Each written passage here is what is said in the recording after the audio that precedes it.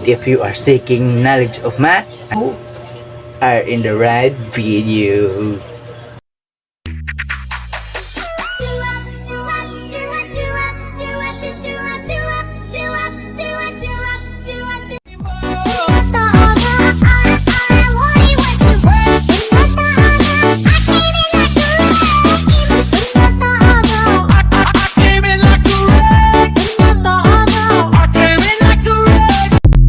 Subscribe!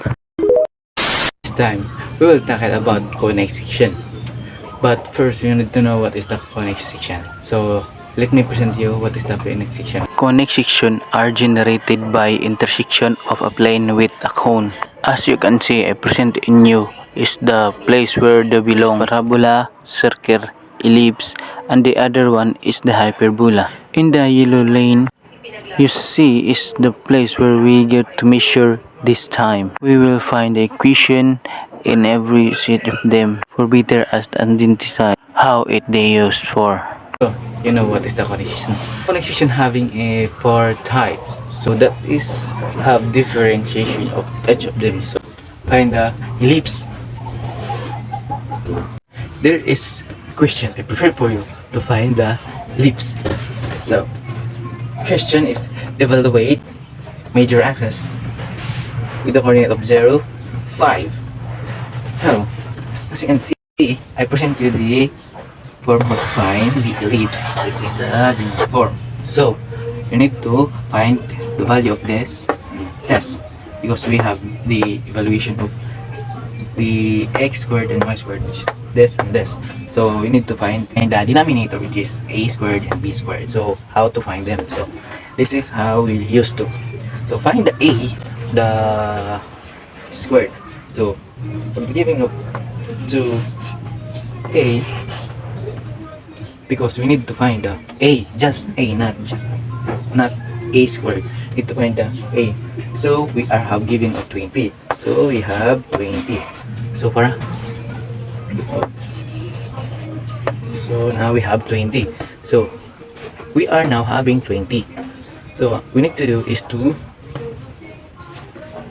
find the a, just a. So we have 2 right here. So we need to divide it by 2 to brush them out in both sides. So now brushing out, yes, and we have now a. So we are now finding the a. So 20 divided 2 is equals to, yes, 10. So 10. So we are having now 10. So we need to put our a as a 10. So we need to put here our a is 10. A, okay, a equals to 10. So now we are a 10. So after that, we are going to find the b. We are going to find the b. Yeah. For finding the b, this is the solution we need to of finding the b. So we are now going to solve and find the b. So we are now having a which is 10. As you can see, which is 10. We have 10 squared.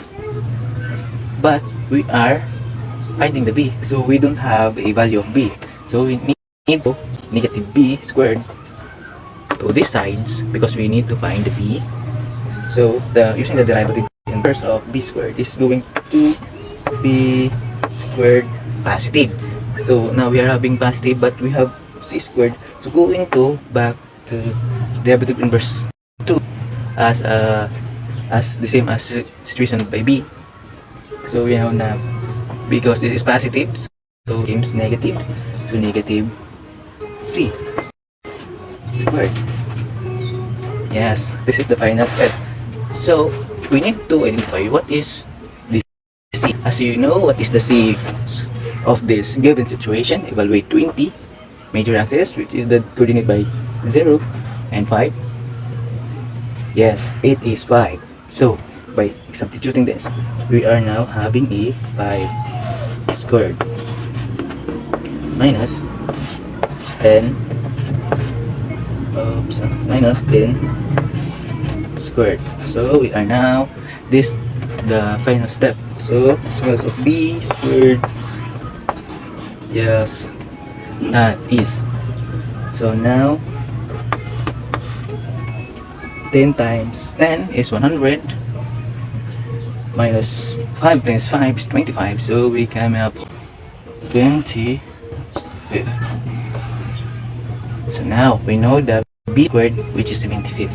Now we know that b squared is 75 and the a is 10, so we need to evaluate them in this formula. So we have x squared over, remember the b squared is 75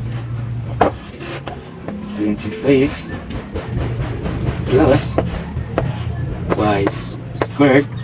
You know that a is 10, but we are having this, so a squared, which is 10, 2 plus 2 100.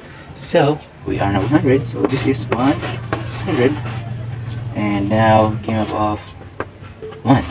So we are done of evaluate the 20 major axes with a coordinate of 0 and 5. This is the final answer. So now we know how to evaluate ellipse. Now we're going to tackle the next part, which is the circle. New mix, new style, one team. This is Visayas.